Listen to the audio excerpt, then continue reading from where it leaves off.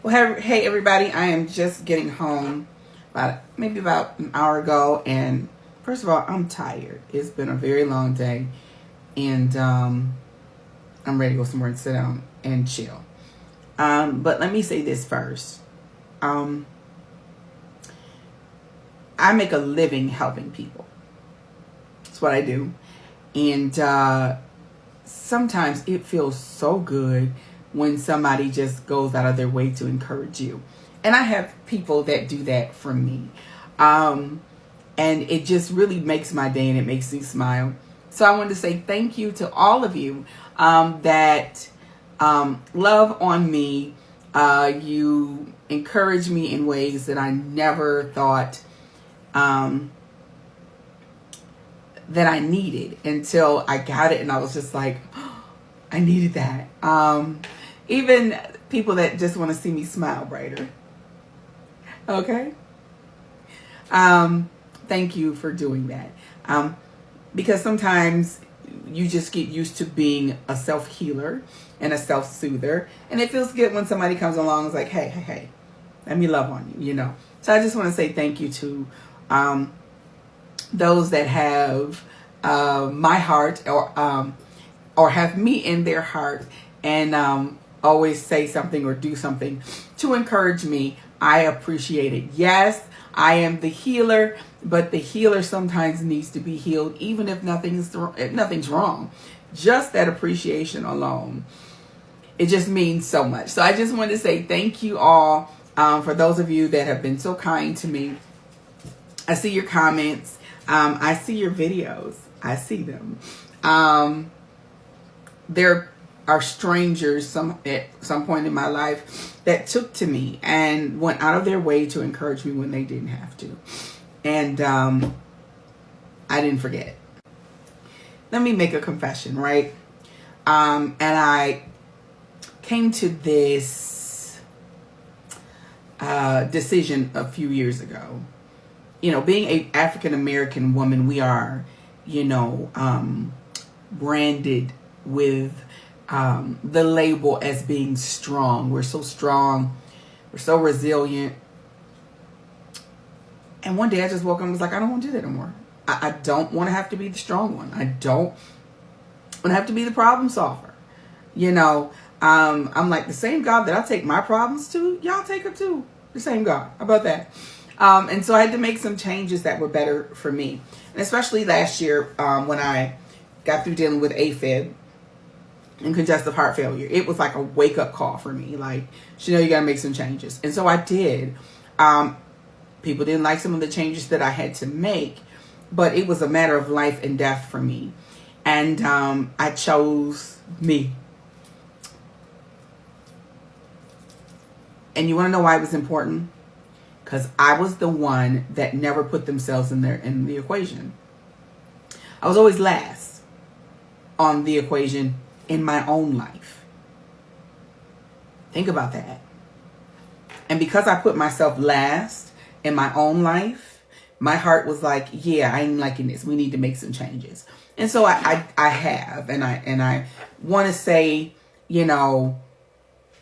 that even with friendships, everything, I was like, this is going to be different for me.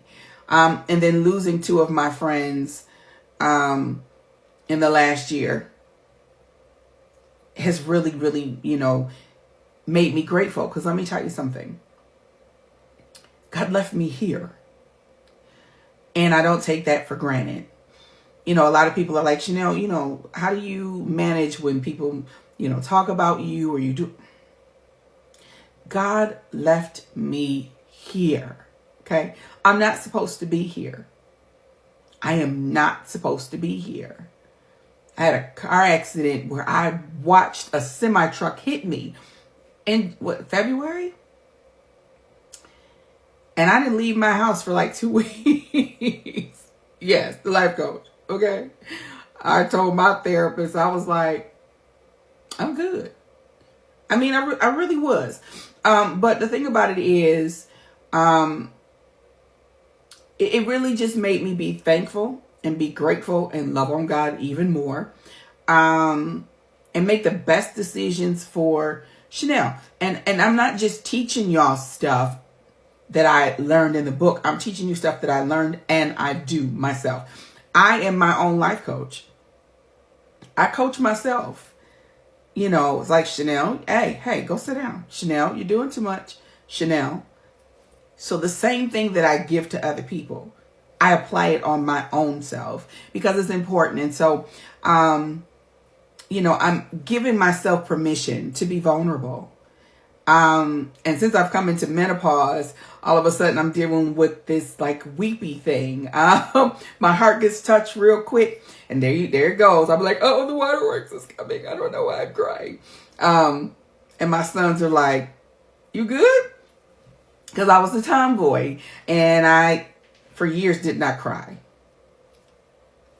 I don't know why I was like that, but I was kind of emotionless. I remember I was dating this guy and he called me an inanimate object. Like, because, you know, your girl didn't, you know, I was told boys don't cry. And that was all I needed to know. So all that emotions and feelings I didn't have for a very long time. And so now that I'm older, and, you know, my sons be like, is you running from a bug? Yes, kill it, you know.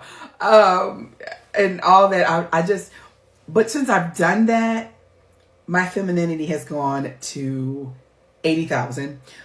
Since I have become so comfortable with who I am, the sensual part of me, the sexy part of me, the godly part of me, the funny part, because I'm a comedian. I go to therapy and my therapist is laughing probably almost through the whole session. And I'm like, this dude, I need you try to help me. Are you over there laughing? Tell me I need to be a comedian. But, you know, I'm allowing myself to be myself out in the open. And it's like, take it or leave it. Okay? This is who I is. I'm not trying to perform for nobody. Performance gets tired. And, you know, for a long time, people were trying to kind of reshape me. You know, you're not being received on the internet because you're a little bit, you know, ghetto, and you're a little, I'm very bougie, but I got some ghetto in there. There's some ghetto in there, and I'm okay with that. So I want you guys to understand that what I'm teaching y'all, I live it. You know, when I say be yourself, be yourself. I'm very proper at times, but other times, here comes that country, and come on, I'm talking about I'm finna go do, and I'm like, what in the world, where'd that come from? But that's a part of who I am. So embrace who you are. Love every part of you. Because there are people that will love you for who you are, and you won't have to change yourself for anybody. If you remember in the lesson that I talked about yesterday about the guy that I was dating, and I called myself trying to change him to fit who I was, and not realizing, baby, if you got to change him to make him into who you want him to be, they ain't who you're supposed to be with. And so I had to let that go. And so after a while, after people started trying to make me starchy and walking around prune face, you know, so people will look at me and say, she's a Christian. Do you know I have more people coming to me now, telling me, asking me to pray? Strangers I've never met walk up to me and say, there's a glow in you.